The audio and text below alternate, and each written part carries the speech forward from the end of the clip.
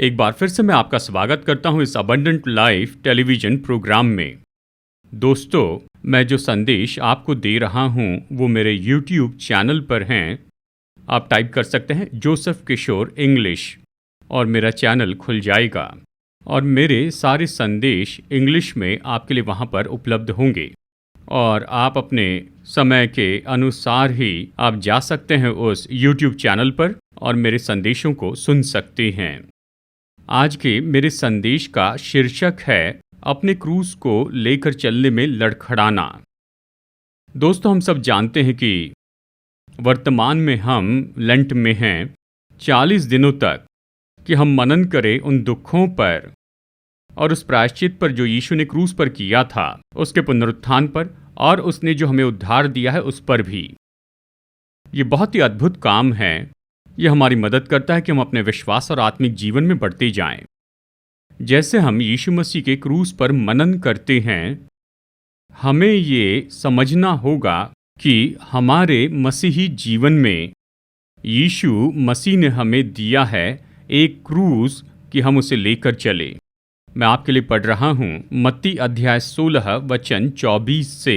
तब यीशु ने अपने चेलों से कहा, यदि कोई मेरे पीछे आना चाहे तो अपने आप का इनकार करे और अपना क्रूस उठाए और मेरे पीछे हो ले। सामान्य रूप में हम लेंट के समय यीशु के क्रूस के बारे में बताते हैं, लेकिन इस वचन के अनुसार दोस्तों हमें समझने की कोशिश करनी होगी कि हमारा क्रूस क्या है।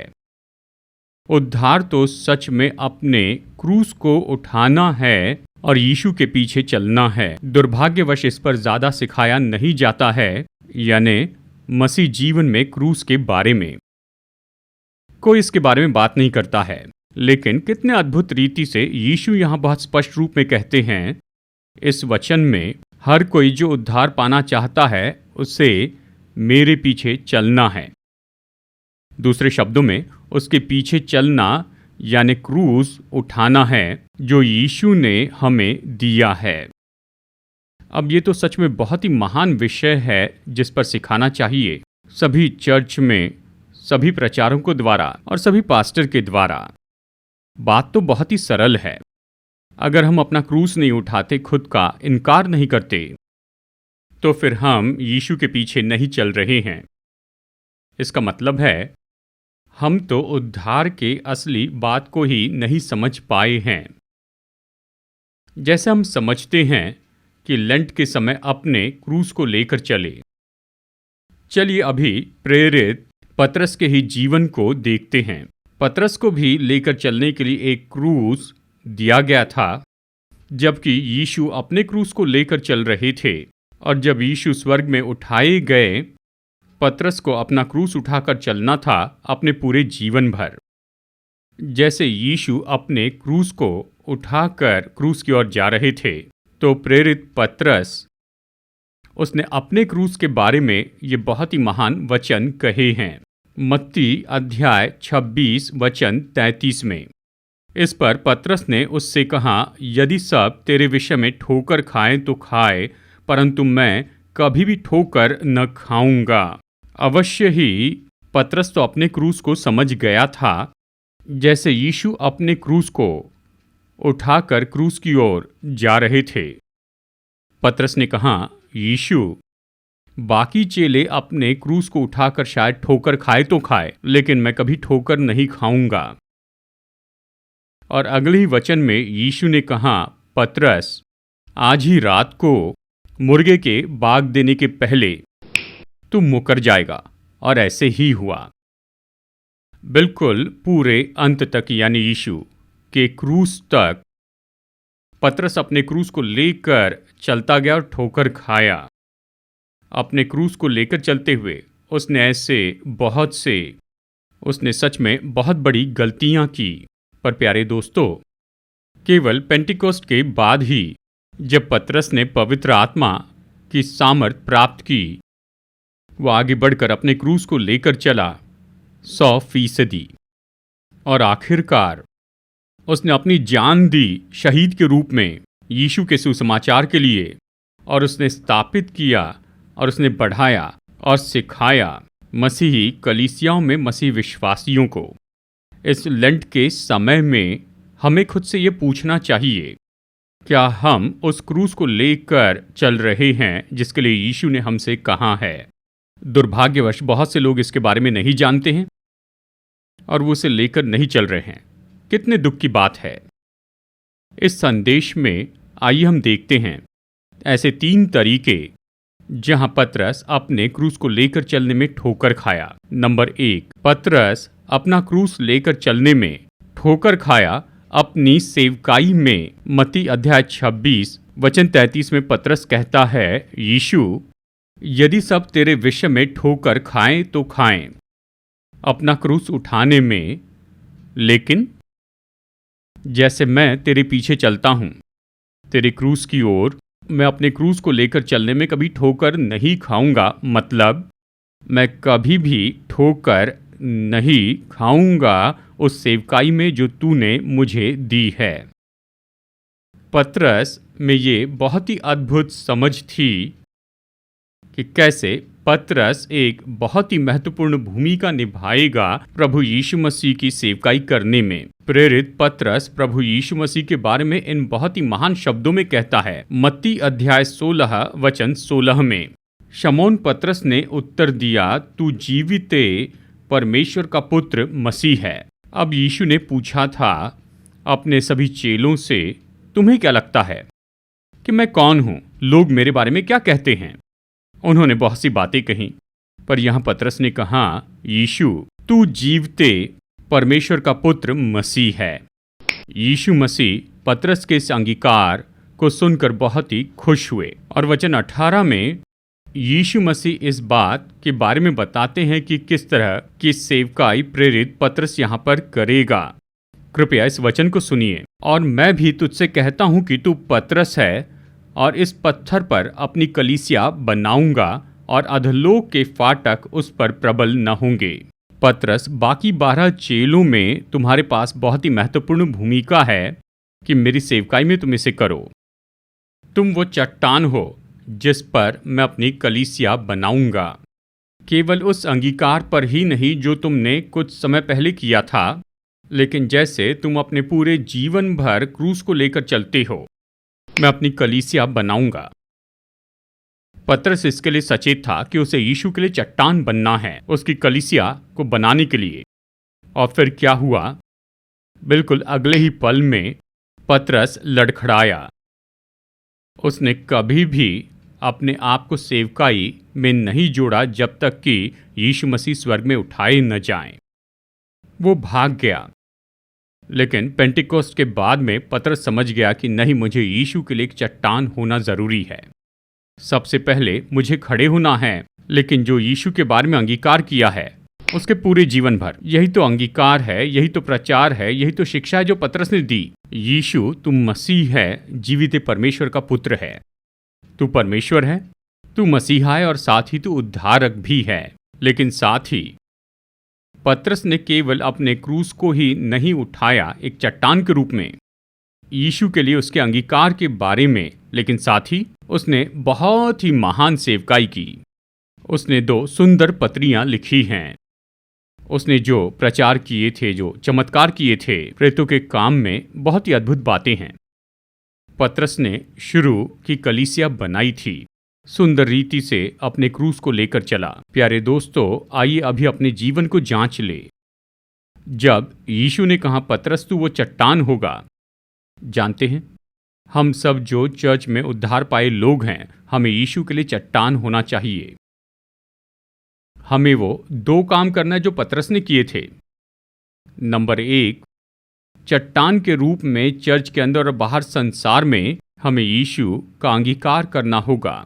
यीशु के बारे में गवाही देते जाना है कि वही मसीहा है, वही मसीहा है, उद्धारक है, और उसी के साथ वो जीवित परमेश्वर का पुत्र है, वो परमेश्वर है। यीशु के बारे में 2 अद्भुत सिद्धांत हैं, वो परमेश्वर हैं और वो मसीहा है और वो उद्धारक हैं। दोस्तों, इसे करते हैं। चर्च में और बाहर संसार में भी हमें यीशु के लिए चट्टान होने के लिए बुलाया गया है। आप दूसरों को यीशु के बारे में बताइए, दोस्तों को, रिश्तेदारों को, उन्हें चर्च में लाइए, उन्हें उद्धार का सुसमाचार बताइए, उद्धार में उनकी अगुवाई कीजिए, तब हम चट्टान होंगे। यदि कोई ऐसा नहीं करता है तो क्या हो रहा है? हम तो बस उस क्रूस को लेकर नहीं चल रहे हैं। दुर्भाग्यवश आज देखा जाए तो मसीह कलीसिया में ऐसे लाखों लोग हैं। उनमें से कितने लोग सच में यीशु मसीह की गवाही दे रहे हैं चर्च के बाहर में, जो कह रहे हैं यीशु परमेश्वर है और इसी के साथ में यीशु उद्धारक हैं। बहुत से असफल होते हैं, वो ठोकर खाते हैं। आइए हम ठोकर न खाएं। फिर यीशु के लिए चट्टान होने के लिए दोस्तों, दूसरी बात जो हमें करनी चाहिए कि हमें अपने लोकल चर्च में चट्टान होना चाहिए। यीशु ने कहा है, पतरस मैं तुम पर अपनी कलीसिया बनाऊंगा, तुम चट्टान हो। ये असली चट्टान नहीं है, लेकिन पतरस मेरे दास होने के नाते मैंने तुम्हें चर्च में सेवकाई करने के लिए बुलाया है। हम में से हर एक व्यक्ति अपने लोकल चर्च में एक चट्टान है। किस लिए? कि लोकल चर्च की सेवकाई को उभारते चले जाएं।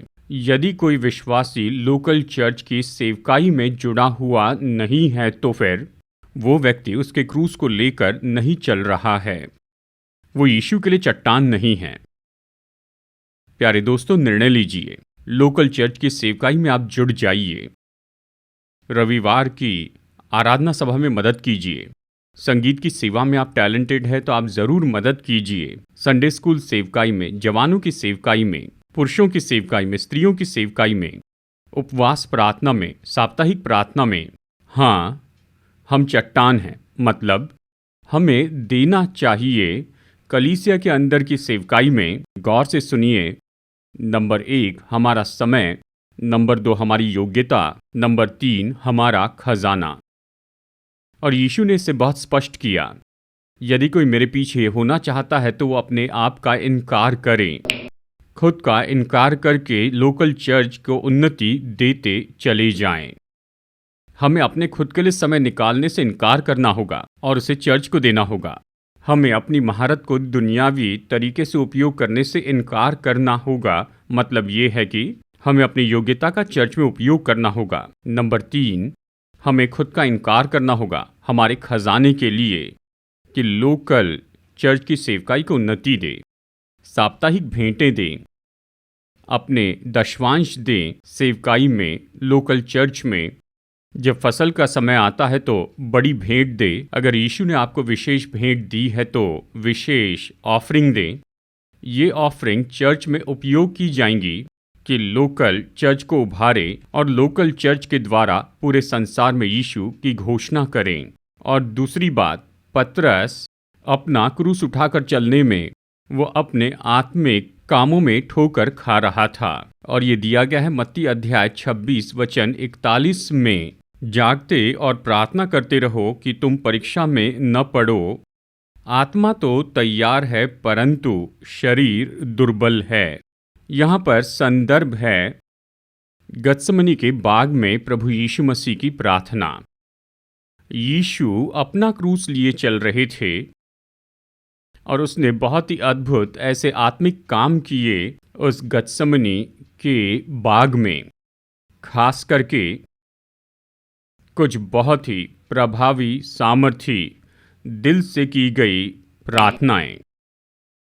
और उन सामर्थी प्रार्थनाओं के द्वारा यीशु अपना क्रूस लेकर चलने में विजयी हो गए। और यीशु ने अपने चेलों से कहा, सुनो, तुम्हें भी क्रूस उठाकर चलना है। अगर आप अपने क्रूस को लेकर चलने में विजयी होना चाहते हैं, पहला है इस आत्मिक कामों में जुड़ जाएं, जागते रहो, प्रार्थना करते रहो। फिर क्या हुआ? 3 बार पतरस, याकूब और यूहन्ना सो गए। 3 बार यीशु ने जागते हुए प्रार्थना की, क्योंकि ये जो 3 चेले थे ये जागकर प्रार्थना नहीं कर रहे थे और वो बस सो गए। तो फिर क्या हुआ दोस्तों? अपने क्रूस को उठाकर चलने में, यीशु के उठाए जाने तक वो लोग असफल रहे। वो अपना क्रूस लेकर चलने में असफल रहे, क्योंकि वो तो आत्मिक कामों में असफल रहे। खास करके प्रार्थना में, क्योंकि पतरस अपने आत्मिक कामों में असफल हो गया था। केवल वो अपना क्रूस लेकर चलने में ही असफल नहीं रहा, लेकिन इसी के साथ वो बहुत ही बड़ी परीक्षा में गिर गया। उनमें से कुछ परीक्षाएं तो इतनी विनाशकारी हैं कि एक समय उसने कहा, मैं यीशु को नहीं जानता। वो यीशु को भूल गया। उसने इसका पश्चाताप किया। इस कारण वो विश्वास में वापस आया और सेवकाई में वापस आया। कितनी बड़ी असफलता थी। और फिर बाद में वो खुद बहुत सी समस्याओं में पड़ गया। प्यारे दोस्तों, हमारे प्रभु यीशु मसीह ने हमें लेकर चलने के लिए क्रूस दिया। ये क्रूस क्या है? जानते हैं, मेरे पहले पॉइंट में मैंने कहा अपनी सेवकाई में आगे बढ़ते जाना, लोकल चर्च में। लेकिन क्रूस तो उससे भी बहुत बड़ा है। एक शब्द में अपना क्रूस लेकर चलने का अर्थ है कि यीशु मसीह के सच्चे चेले हो जाएं। यीशु ने कभी ये नहीं कहा जाकर ईसाई लोग बनाओ। मत्ती अध्याय 28 में वचन 19 में यीशु ने कहा, लोगों को बपतिस्मा दो पिता, पुत्र और पवित्र आत्मा के नाम में, और सभी जाति के लोगों को चेला बनाओ। दुर्भाग्यवश आज चर्च में ऐसे बहुत से मसीह लोग हैं, लेकिन बहुत ही कम चेले हैं। अब ये चेले बनाने की शिक्षा कहाँ पर है? कौन सिखा रहा है? कितने लोग जानते हैं कि सच्चा चेला होना क्या है? यीशु ने हमें जो उद्धार दिया है उसका संबंध तो चेले बनाने से है। चेला बनाना नहीं है तो कोई उद्धार नहीं। कोई चेले बनाना नहीं कि ये सबूत हो कि आप चेले बना रहे हैं। ये नहीं तो स्वर्ग भी नहीं है। सुसमाचार को पढ़िए, इसे चूक नहीं सकते। तो मैं क्या कह रहा हूं? हम अपने चेले बनाने में क्यों असफल हो रहे हैं? अब चेले बनाना क्या है? भंडारी होना, कि यीशु के जैसे जिए, उसकी जीवन शैली, उसका चरित्र। हम क्यों असफल हो रहे हैं? कोई आत्मिक काम नहीं कर रहे हैं, जाकर प्रार्थना नहीं कर रहे हैं। और फिर यीशु का चेला होने का मतलब यीशु के जैसे सेवा करनी है। ओ, कौन यीशु के जैसे सेवा कर सकता है? यीशु होकर गए थे भयानक बातें जिसे कहते हैं कैनोसिस, के परमेश्वर के उद्देश्यों को पूरा करें। खुद को खाली किया, खुद का इनकार किया पूरी तरह। क्या हम चर्च में प्रभु की सेवा के लिए खुद का इनकार कर रहे हैं? बाहर दुनिया में प्रभु राज्य का सुसमाचार प्रचार कर रहे हैं और ये सब अच्छा सवाल है। समस्या तो यही है, चर्च तो अपने आत्मिक कामों में असफल हो रहा है कि वो खुद को यीशु के एक बहुत ही सुंदर चेले के रूप में बदल दे, कि यीशु के जैसे जिएं और यीशु के जैसे सेवा करें। और जब मसीह जीवन में आत्मिक कामों की बात आती है, सच्चे चेले होने के लिए हमें और भी दूसरे आत्मिक काम करते चले जाना है, प्रार्थना के साथ ही। जैसे रविवार की आराधना, बाइबल स्टडी, पारिवारिक प्रार्थना, चर्च की साप्ताहिक प्रार्थनाएं, उपवास, ये सब आत्मिक काम होते हैं। ये सारे आत्मिक काम किस लिए होते हैं? कि अपने क्रूस को उठाकर चले और इस क्रिया में यीशु मसीह के सच्चे चेले हो जाएं। और साथ ही एक बहुत बड़े दृष्टिकोण की ओर आप जरा गौर कीजिए, क्योंकि आत्मिक कामों में निश्चय ही कमी है और इस कारण हम यीशु के सच्चे चेले के रूप में खुद को नहीं बदल सकते हैं। और जबकि दूसरी ओर, क्योंकि बहुत से परिवार, बहुत से विश्वासी और यहाँ तक प्रभु के दास भी इसमें ठोकर खा रहे हैं आत्मिक कामों में, तो फिर क्या हो रहा है? वो अलग अलग परीक्षाओं में गिरते जा रहे हैं। पाप के बंधन में समस्याएं, शारीरिक, भावनात्मक और शैतान की परीक्षाएं आती हैं और कोई आत्मिक काम नहीं है, इसलिए अपने विश्वास को छोड़ देते हैं। और जबकि कोई भी आत्मिक काम नहीं होते हैं, इसलिए जो वचन हम में बोया जाता है वो शैतान चुरा लेता है। और जबकि कोई आत्मिक काम नहीं है, इसलिए लोग अपने आत्मिक जीवन को अनदेखा कर रहे हैं और बहुत ही सामान्य जीवन जी रहे हैं। वाह! अपने क्रूस को लेकर चलने में आत्मिक काम करते जाएं। ये बड़ी भूमिका निभाता है केवल यीशु का सच्चा चेला होने में, लेकिन इसी के साथ में कि हमारी रक्षा करें, ऐसी बहुत सी नकारात्मक बातों से जो मैंने इस समय आपको बताई है। दोस्तों, आइए आज निर्णय ले लें। मैं जानता हूँ कुछ लोगों का बहुत उत्तम प्रार्थना जीवन है और आप आत्मिक काम करते हैं और ये सब इन्हें बढ़ाते जाइए, ज़्यादा समय बिताएं। अगर कोई आत्मिक कामों को अनदेखा करते जा रहा है तो अब इस लेंट के समय में ये समय है कि निर्णय ले ले।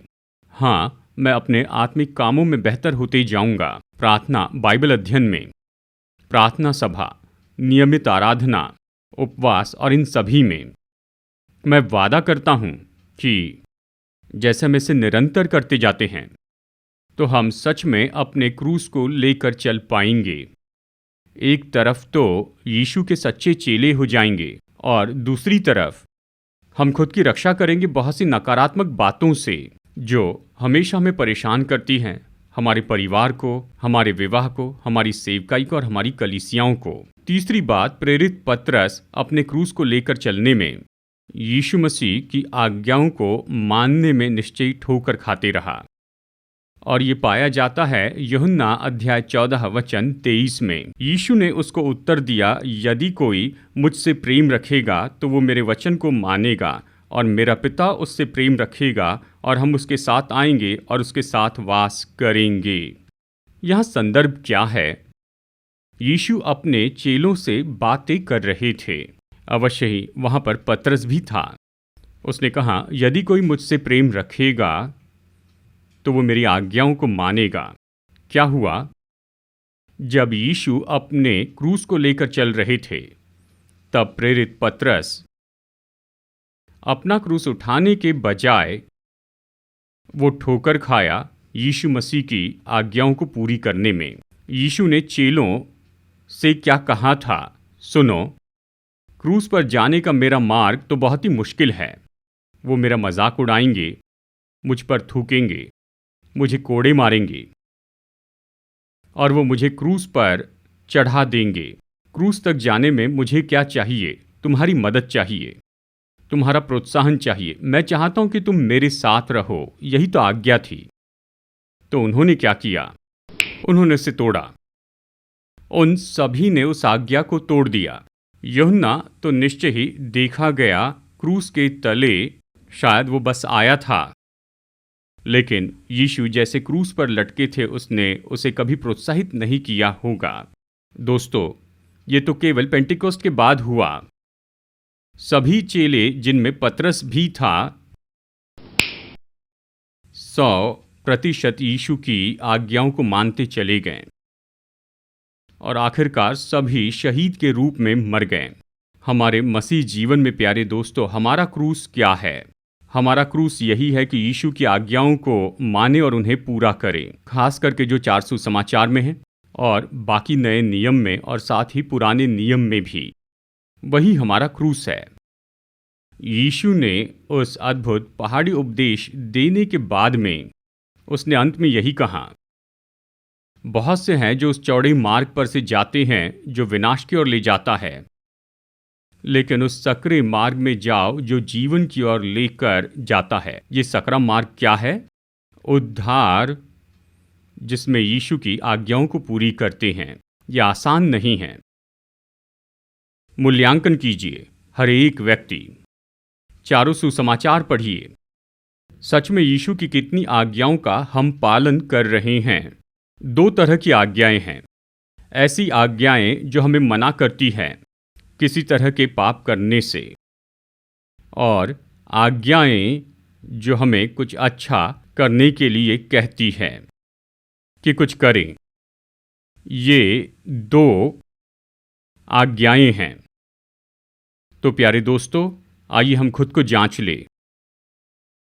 अपने क्रूस को लेकर चलते हुए क्या हम सच में यीशु की आज्ञाओं को पूरी कर रहे हैं, खास करके 4 सुसमाचारों में और पूरी बाइबल में? दुर्भाग्यवश बहुत से लोग असफल हो रहे हैं।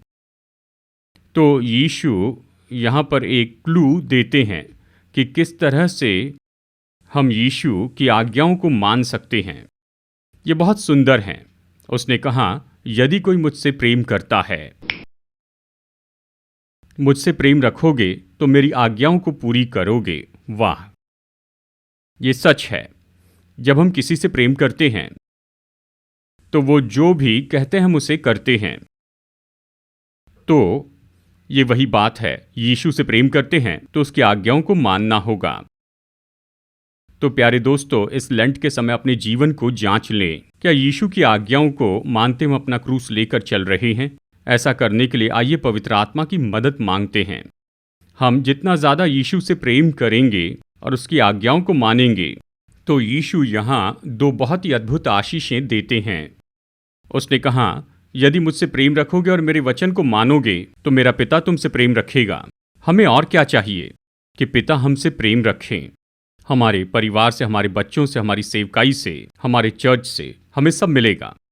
फिर यीशु ने कहा, मुझसे प्रेम करोगे और मेरे वचन मानोगे, मैं और मेरा पिता और पवित्र आत्मा हम आकर तुम में वास करेंगे, तुम हमारा निवासस्थान होंगे। वाह, प्रेम से प्रेम मिलता है कहा जाता है। जैसे हम यीशु से और ज़्यादा प्रेम करेंगे तो यीशु की उपस्थिति हमारे जीवन में और ज़्यादा होती जाएगी। और वो उपस्थिति दोस्तों हमें केवल आशीष ही नहीं देगी, लेकिन साथ ही हमारी रक्षा करेंगी शैतान से और संसार की सारी समस्याओं से। हमें क्या करना चाहिए? अभी प्रार्थना में पवित्र आत्मा से मांगिए, पवित्र आत्मा यीशु से और ज़्यादा प्रेम करने में मेरी मदद कीजिए। तो अपने आप ही जितना यीशु से प्रेम रखेंगे उतनी उसकी आज्ञाओं को पूरी करेंगे। तो चलिए अभी प्रार्थना करते हैं। अनुग्रहकारी स्वर्गीय परमेश्वर, आपके वचन के लिए धन्यवाद। इस लेंट के समय में हमें हमारा क्रूस याद दिलाने के लिए धन्यवाद कि कैसे पतरस ने ठोकर खाई। हाँ प्रभु, पतरस जैसे हम सब अपने क्रूस को लेकर चलने में ठोकर खाते हैं, पर मदद कीजिए पवित्र आत्मा, अपना क्रूस लेकर चलने में और लोकल चर्च में अपनी सेवकाई पूरी करने में मदद कीजिए। अपने क्रूस को लेकर चलने में पवित्र आत्मा मदद कीजिए कि हम अपने आत्मिक कामों को और बेहतर बनाते जाएं। अपने क्रूस को लेकर चलने में पवित्र आत्मा यीशु से ज़्यादा प्रेम रखने में मदद कीजिए कि हम उसकी आज्ञाओं को मानते चले जाएं और फिर आपकी आशीषों को प्राप्त करें। वचन पर आशीष दीजिए और जिन लोगों के हृदय ने इस वचन को अभी सुना, आशीष दीजिए 100 गुना आपके क्रूस और पुनरुत्थान की सामर्थ के द्वारा और आपकी पवित्र आत्मा की सामर्थ के द्वारा। हमारे उद्धारकर्ता प्रभु यीशु के नाम में प्रार्थना करता हूँ, आमेन। मैं भरोसा करता हूँ कि जो संदेश मैंने आपको बताया वो आपके लिए आशीष है। इस टीवी सेवकाई में बहुत सा खर्चा जुड़ा है।